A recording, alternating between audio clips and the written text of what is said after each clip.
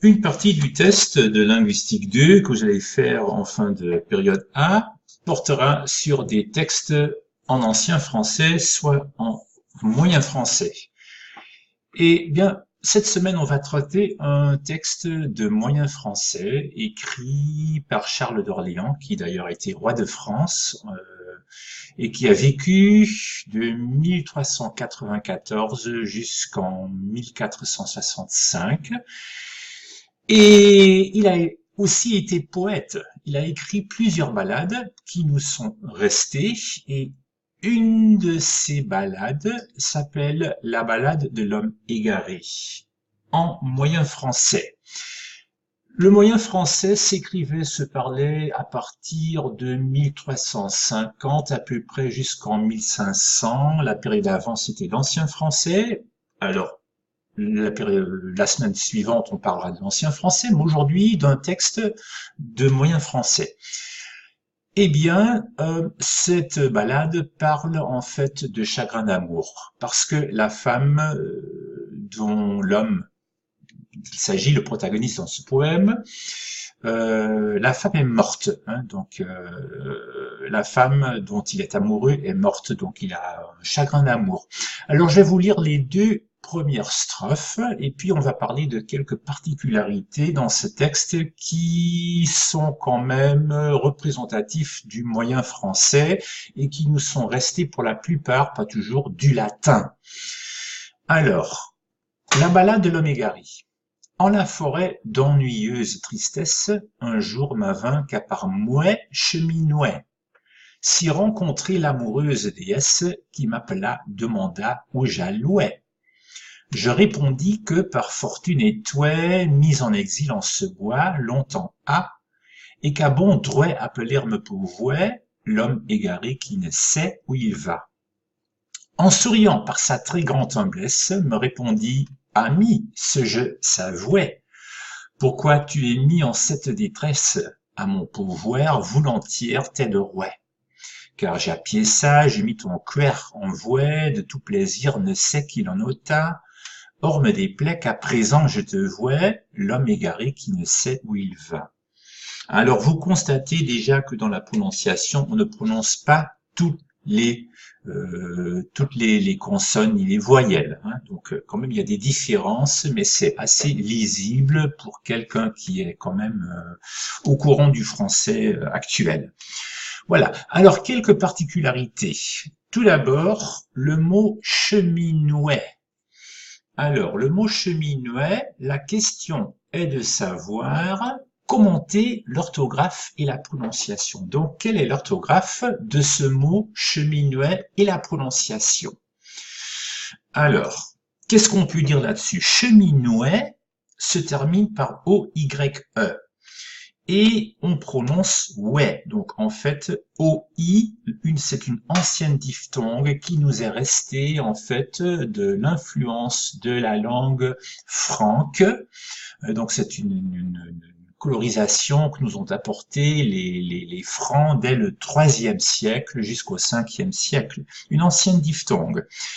Alors, diphtongue en néerlandais, ça veut dire tweeklank. Alors, cheminouet, en fait, c'est l'imparfait du mot cheminaire. Cheminaire, ça veut dire se déplacer à pied, se promener. Donc, il s'agit d'un imparfait, cheminaire. Donc, les déclinaisons en OIS et en AIS, AIS, bien sûr, c'est la déclinaison de nos jours, hein. Je cheminais, je me promenais. Ces déclinaisons en OIS et en AIS se font plus tard dans l'histoire de la langue. Alors, donc, cheminouet, c'est un imparfait. Et ce qui fait aussi la particularité de ce mot, c'est qu'il n'y a pas la présence du sujet pronom personnel. Un jour ma vint qu'à par moi, je cheminouais, alors ce je ne s'y trouve pas. Donc là, on voit quand même une réminiscence, un reste du latin, et dans le latin classique, notamment, on ne se servait presque jamais de pronom personnel sujet. Donc là, on voit qu'il y a quand même une reste du latin classique. Alors, le second mot, c'est et toi, on ne prononce pas le S, et la question est de savoir, c'est pareil, commenter l'orthographe et la prononciation. Alors la prononciation, c'est donc pareil pour cheminois, et toi mis en exil, donc imparfait de être s'écrivait E-S-T-R-E, donc sans accent circonflexe, comme on le fait de nos jours, être, donc on prononçait toujours ouais, donc toujours cette ancienne diphtongue O-I ou O-Y. Le S n'est pas prononcé, donc on ne dit pas est-toi, non, on dit et-toi. J'ai été mis en exil, hein, j'ai répondu que par fortune, par la fortune, j'ai été mis en exil dans ce bois. Alors là, une nouvelle fois, on constate l'absence du pronom personnel je. Je répondis que par fortune, j'étais, j'étais, non, et toi, mis en exil en ce bois. Donc, absence du pronom personnel je. Longtemps à. Alors, la question est de savoir comment transcrire en français moderne longtemps à. Alors, j'étais mis en exil il y a longtemps. Donc, longtemps à, il y a à donner en français moderne, il y a longtemps. Et qu'à bon droit appeler me pauvre, l'homme égaré qui ne sait où il va. Alors, commentez l'orthographe de ce vers, l'homme égaré qui ne sait où il va. Alors, qu'est-ce qui frappe? Ce qui frappe, c'est que le mot homme s'écrivait sans H.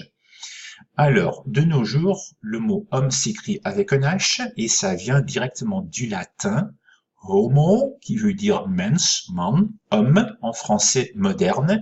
Alors, ce H s'est perdu au fil des années. Ce H est donc tombé, en fait, et on a écrit homme sans H, puisque on ne prononçait plus ce H. Alors, comment est-ce qu'on a donc ce H en français moderne? Alors ça, c'est intéressant. Au XVIe siècle, donc en fait 2 siècles plus tard de datation de cette balade, on a relatinisé le mot homme en homme avec un H, qui vient donc directement du latin homo. Donc au XVIe siècle, on a relatinisé ce mot. Donc on a rajouté ce H perdu. Donc orthographié phonétiquement, on ne prononce pas le H, donc on ne l'écrit pas. Voilà, par conséquent, on ne l'écrit pas. Le S de égaré n'est pas prononcé, et la consonne C de c'est, de savoir bien sûr, n'est pas prononcée non plus. Puis le E au lieu de AI, de c'est, parce qu'on écrit de nos jours S-A-I-T, sans accent grave ou sans accent grave, où il va sans accent grave, puisque les signes diacritiques à l'époque n'existaient pas encore, donc où s'écrivait sans accent grave, les signes diacritiques, c'est plus tard dans l'histoire. Très grand blesse, 5.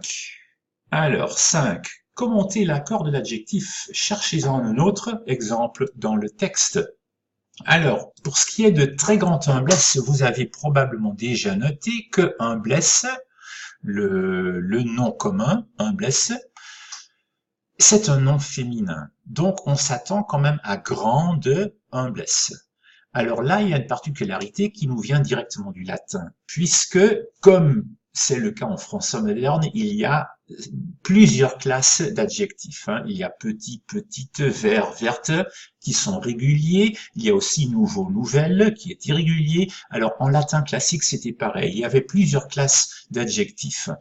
Alors, grant vient du latin grandis, avec un D, grandis. Alors, la particularité de grandis en latin classique, c'était que cet adjectif ne se déclinait pas au féminin. Donc, il n'y avait pas de désinence au féminin pour le mot grandis. Alors là, c'est resté en français, en ancien français comme en français, en moyen français, et grant n'a jamais été décliné au féminin. Et là, on voit donc vraiment une réminiscence du latin. Grant ne se déclinait pas en latin classique, non plus en ancien français ni en moyen français. En français actuel, oui, bien sûr, en français moderne, on dit grand, grande, très grande humblesse. Alors, cherchez en autre dans le texte. Si on va vers le fin, on constate dans l'avant-dernier vers, c'est grande pitié. Alors, pitié, bien sûr, c'est un mot féminin, la pitié, et on constate grande pitié. Donc, il n'y a pas de désinence pour grande qui vient de grandes non plus. Alors, ça, c'est l'autre exemple. Alors, numéro 6, voulantière t'aiderait, à mon pouvoir, voulantière t'aiderait. Alors 6, transcrivez en français moderne, ça c'est assez facile, bien sûr, voulantière, c'est en français moderne à donner volontiers. Voilà. Alors 7, ton cuir en jouet, ton cuir c'est bien sûr ton cœur. Et la question est de savoir transcrire en français moderne, donc transcrivez non, voilà, transcrivez en français moderne ton cuer. Là, une nouvelle fois, il s'agit d'une diphtongue, un tweeklank, cuer. Et ce diphtongue nous est venu par la colorisation en fait du français influencé par la langue germanique, le francien. Parce que en latin classique, le mot cœur, c'est corps, C-O-R. Comme en langue provençale, c'est resté corps. Alors ce mot corps, quand même sous l'influence du germanique, a changé en cuir. Alors ça, c'est une particularité. Donc, on constate l'évolution de la voyelle tonique en langue d'oï, corps en latin, C-O-R, qui donne QR, et le UE, c'est une ancienne diphtongue. Alors, on ne prononce en français moderne plus ces diphtongues, hein, donc on prononce maintenant cœur. Mais ça nous vient en fait de l'influence latine et de la langue germanique. Voilà. De tout plaisir ne sait qu'il en ôta. 8. Alors, 8. Quel est l'infinitif de ne sait qu'il en ôta? Alors, qui sait qu'on en ôta? Savoir, bien sûr, on croyait ce verbe issu du latin scire, S-C-I-R-E, scire, qui veut dire en fait en français moderne savoir. Donc scire, c'est un mot latin pour savoir, mais il y avait en latin classique un autre mot, un autre infinitif pour savoir, et c'était sapere, avec un P, sapere. Alors savoir, ça vient de sapere. Alors à un certain moment, on a commencé à écrire en français, et quelques gens, en fait, qui ont commencé à écrire ont cru que ce mot venait de skir et non de sapre, donc ils ont rajouté ce C. Donc en fait, ils ont relatinisé ce mot et il s'agit en fait d'une fausse relatinisation, d'une faute de relatinisation du temps de l'humanisme probablement. Donc le C ajouté à c'est, et aussi on a vu plus en avant dans le texte, c'est avec S-C-E-T, c'est donc l'effet d'une faute de relativisation du temps de l'humanisme, et on constate une nouvelle fois l'absence du pronom personnel, puisqu'on n'a pas écrit « je ne sais », mais « ne sais », donc absence du pronom personnel « je ». Orme des plaies, numéro 9, voilà, numéro 9, commenter la construction de la phrase. Alors, le numéro 9, orme des plaies qu'à présent je te vois. Alors, or, c'était du temps du moyen français, c'était un adverbe de temps qui voulait dire maintenant. Or, maintenant, ça veut dire venu, mais du temps de l'ancien français et du moyen français, ça voulait dire or, maintenant. Alors, or me déplaît, maintenant, il me déplaît, c'est la façon dont on traduirait maintenant, maintenant, il me déplaît, absence, une nouvelle fois, du pronom personnel il. Absence du pronom personnel, or me déplaît, et non or il me déplaît. Bien sûr, on ne prononce pas les deux S dans le mot déplaît, non prononcé deux fois, maintenant il me déplaît. 10. Qui m'a tolu, celle que tant aime mouais. Alors, idem, commenter la construction de la phrase. Qui m'a tolu, celle que tant aime mouais. Alors, ce qu'il faut savoir, c'est que tolu, c'est bien sûr un participe passé d'un verbe qui n'existe plus en français moderne, mais qui existait en latin classique, tollere, qui voulait dire enlever, donc qui m'a enlevé celle que j'aimais tant, hein, que j'ai tant aimée, qui est morte, hein, on le sait maintenant par le contenu du poème, qui m'a tolu, qui m'a enlevé celle que tant aimais. Alors tolu n'existe plus en français moderne, mais ça existait toujours en ancien français comme en moyen français. Donc tolu, le participe passé, venait de tollere en latin classique, ce qui a donné en ancien français toldre ou même tolir, donc deux façons de d'écrire ce mot. Hein. Donc tolu, ça n'existe pas. Participe passé, tolu, enlevé, la mort qui m'a enlevé celle que j'aimais tellement. Et une nouvelle fois, à mouais s'écrit sans pronom personnel sujet. Donc qui m'a tolu celle que j'aimais tant. Non, il n'y a plus de pronom personnel je. 11. Aveugle suis, ne sait où aller doué. Transcrivez en français moderne.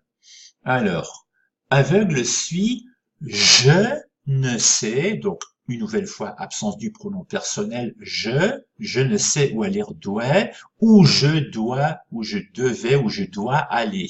C'est s'écrit une nouvelle fois avec le C parce qu'on le croyait issu de skir, mais ça venait en réalité de sapre, donc c'était une faute de relativisation.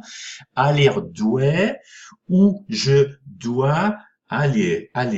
Donc douai vient de devoir, du mot de l'infinitif devoir, où je dois aller. Aller s'écrivait avec un seul L. Et puis, la dernière particularité, je vois, t'attends mon chemin ça et là. Je vois, la question est de savoir comment transcrire en français moderne. Alors, je vois ne vient pas du français moderne voir, ce qui veut dire zin, mais ça vient du verbe aller. Hein. Donc, je vois, maintenant, ce serait je vais. Je vois, donc ça vient du verbe aller et ça veut dire je vais. T'attends mon chemin ça et là. Donc il est perdu dans la forêt et dans ses sentiments à cause de son chagrin d'amour. La semaine prochaine, on parlera d'un texte en ancien français. Merci de m'avoir écouté.